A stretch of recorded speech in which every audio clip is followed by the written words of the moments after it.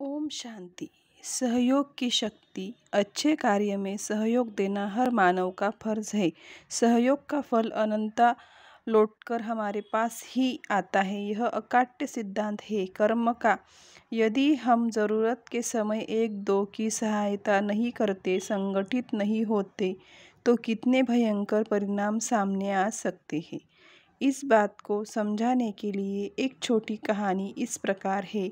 एक बार एक किसान के बड़े और खुले आंगन में एक बकरा बंधा रहता था और एक मुर्गा, एक कबूतर और एक चूहा। ये तीनों भी वहाँ आज़ादी से घूमते थे, खाते पीते और मौज करते थे। चारों में अच्छी मित्रता थी। एक दिन चूहे ने देखा कि घर का मालिक बाजार से कुछ सामान खरीद कर लाया है।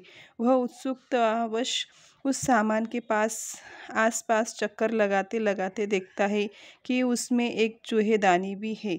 वह भयभीत होकर अपने मित्र कबूतर को बताता है कि मेरे पर मुसीबत आई है, मुझे फंसा कर मारने की योजना है, मेरी रक्षा का कोई उपाय करो। कबूतर ने बड़ी बेरुखी से उत्तर दिया, तेरी मुसीबत तुम जानो, मैं क्या कर सकता हूँ। असहाय चूहा भयभीत होकर फिर सहयोग की आशा से मुर्गे के पास आया।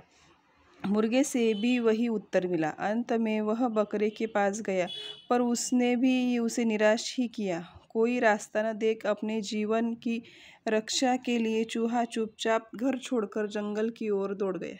घर के मालिक ने उसी रात पिंजरा लगा दिया। चूहा तो था नहीं, पर एक सांप उसमें फंस गया। सुबह घर की मालकिन ने पिंजरे के बाहर निकली हुई सांप की और गलती से उसे चूहे की पूंछ समझ खुश हो गई कि अच्छा हुआ, पहले दिन ही सफलता हाथ लग गई। जैसे ही वह पिंजरे के नजदीक गई, उसका हाथ उस पूंछ को छू गया और सांप ने उसे काट लिया। घर के मालिक ने मालकिन का इलाज करवाया। इलाज के लिए सबसे पहले कबूतर के शरीर को मारकर मालकिन को परोसा गया।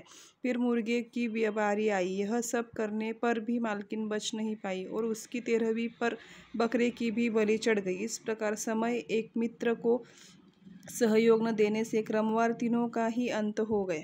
कहानी हमें यही शिक्षा देती है कि हम सभी मानव सहजीवी हैं। एक दो के सहयोग से सुखमय जीवन जी सकते हैं, सुरक्षित रह सकते हैं और अपनी शक्तियों को कोई गुना बढ़ा सकते हैं। इसीलिए कहावत बनी, एक और एक मिलकर 11 होते हैं। और यदि बीच में परमपिता परमात्मा शिव को रख लिया जाए तो एक और एक 101 भी हो सकते हैं।